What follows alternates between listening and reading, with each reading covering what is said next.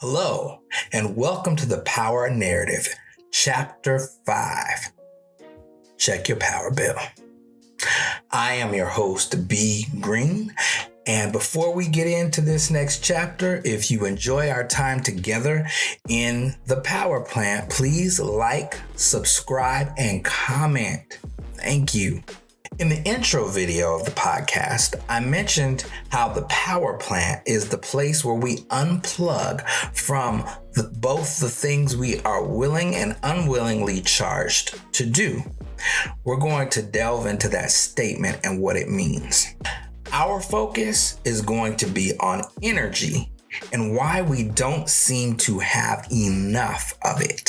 You have a dream, you have a goal, you have an idea. You may even be building that and bringing it into reality. But the question is, do you have enough energy to power it? The word charge in this context has two meanings. First, to fill with energy, and second, an imposed upon responsibility to complete a task. Within a 24-hour period, there are a number of tasks that we have to get done. In order to complete these tasks, it's going to take energy. In a previous chapter, I mentioned that I am no longer going to pour my energy into any noun, person, place, or thing that is not aligned with my purpose. Why? Because in doing so, I'm expending energy, placing it into activities that are not beneficial and sometimes counterproductive. There is only so much time in a day. And because I don't know how much time I don't have any time to waste because time is a gift. There was a time in my life where I was often tired. I was often frustrated, easily angered because I felt like I was on a hamster wheel, always running, but never getting anywhere. Productive in assisting the fulfillment of other people's agendas, but never seeming to have any time to pour into my own. I was stretched thin, pulled in so many different directions that I didn't even feel that I had time to concentrate. And that was also a design. And the crazy part was, I wasn't even aware of it. There's a statistic that says 45% of what we do are repeated patterns that we do without even thinking about them. Things that we become accustomed to or conditioned to do. It wasn't until a key moment occurred that unlocked the door to my awareness of this truth. What I discovered made me take a deeper look into my situation. I started questioning everything. And when you start questioning, be prepared for the answers. We'll get back to that in a moment. Now, living somewhere that's hot, you become accustomed to relying on your AC unit. Well, many years ago, mine wasn't working right. I noticed my power bill was extremely high, yet we were extremely hot. This unit was not efficient. It was using up tons of energy without providing the service in which it was designed for. So we would repair it and it would work for a while. Then the summer months would vanish and then it would get cool and we forget about it. But then when summer returned, it would go right back to not functioning properly. Long term, it was costing more to fix than it was to just replace the entire unit. Now, every month I received my power bill in the mail. Never opened it, just paid the bill because you figured there's nothing that you can do about it. You just have to pay it. Well, one time I decided to open it.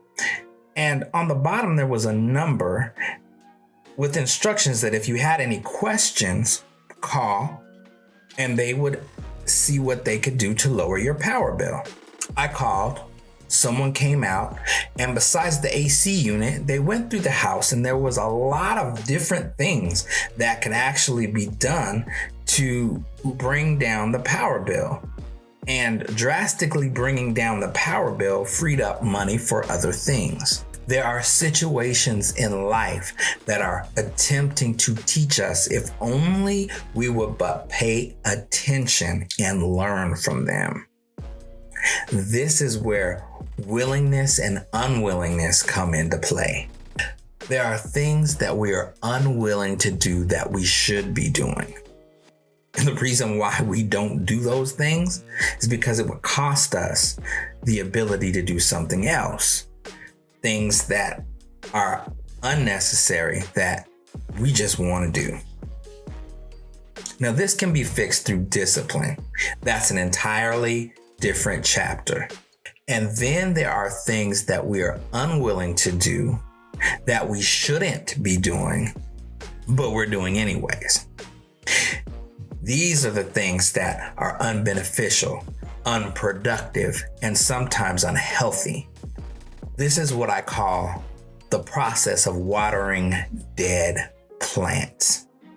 You're pouring energy into these unproductive, unfulfilling things. They take you away from your ability to focus. They take your energy from doing positive things. And the imagery? It isn't pleasant. The smell, it isn't pleasant. The shock value, it's not pleasant. The sensationalism is not pleasant. But for some reason, there's this curiosity, this negative lure that keeps us coming back.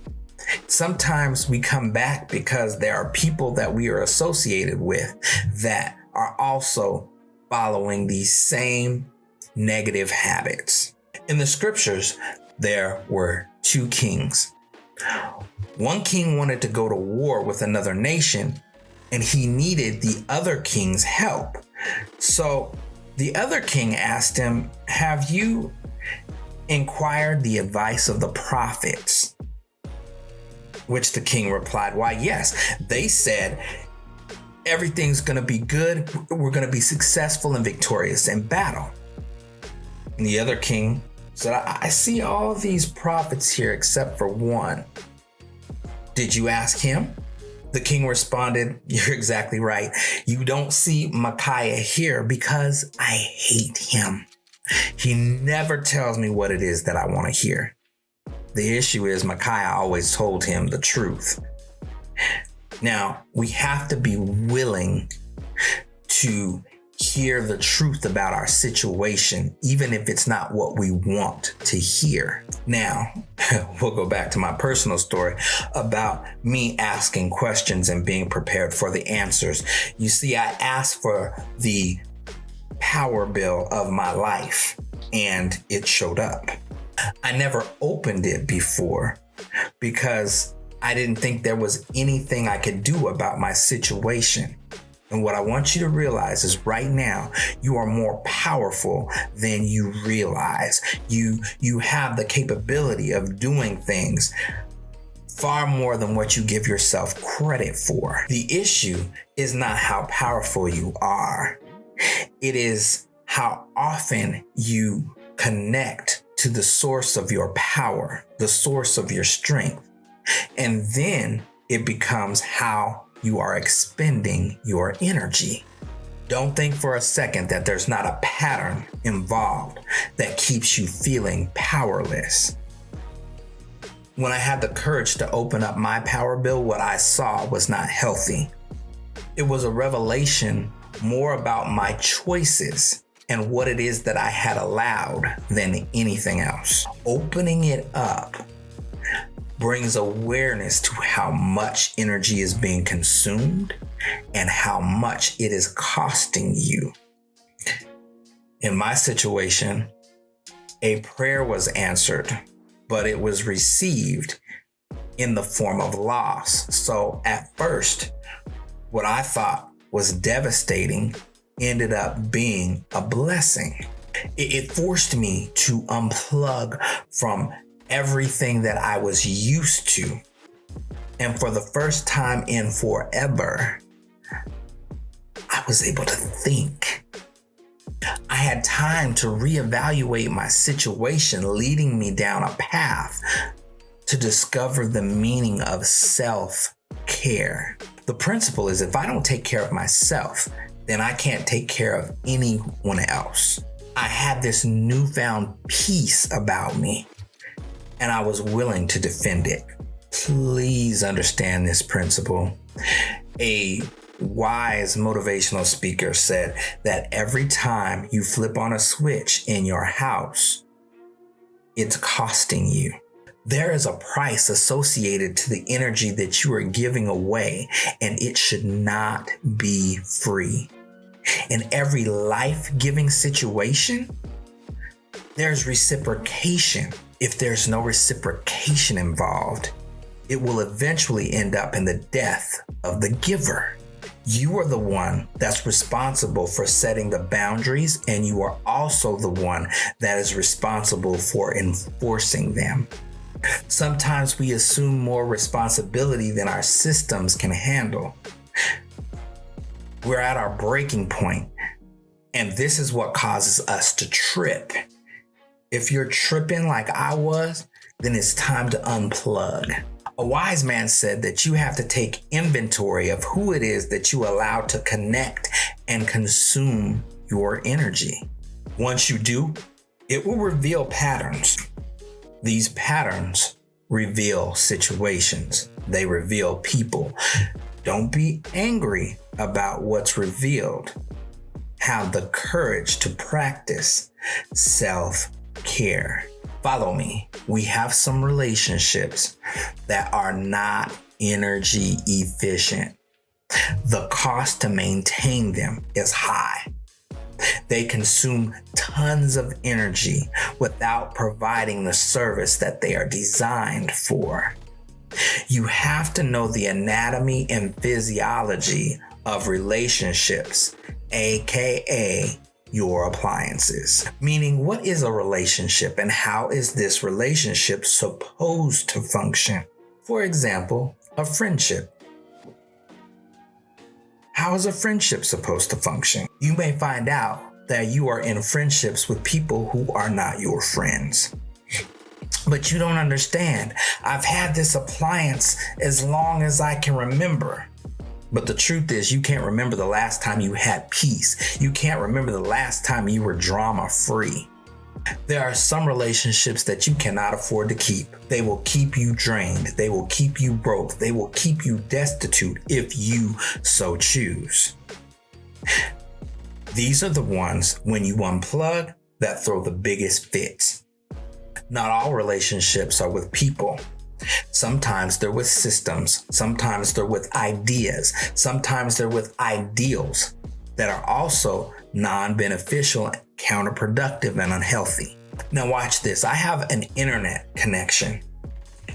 This system allows me to see how many devices are connected and how much signal is going to each device. It also allows me to reallocate how much signal is going to which device at any given time. There are times that you have to prioritize how much energy is allocated to a certain source.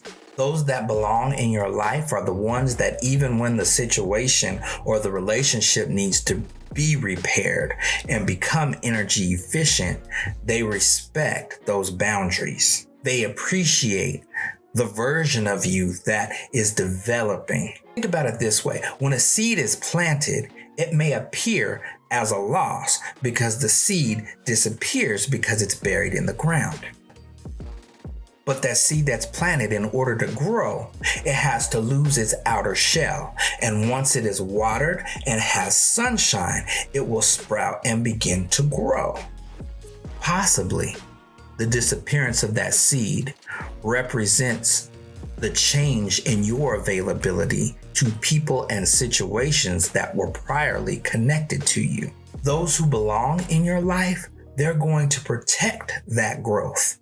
They are going to respect your boundaries. They are going to water. They are going to shine the light and nurture you through your growth. So the challenge question is this: are you going to have enough courage to check your power bill? And based upon what you see, make the proper adjustments so that you have enough energy to power your dreams? Thank you for your time. Be Green, reminding you that your story is being written every day. Take the pen.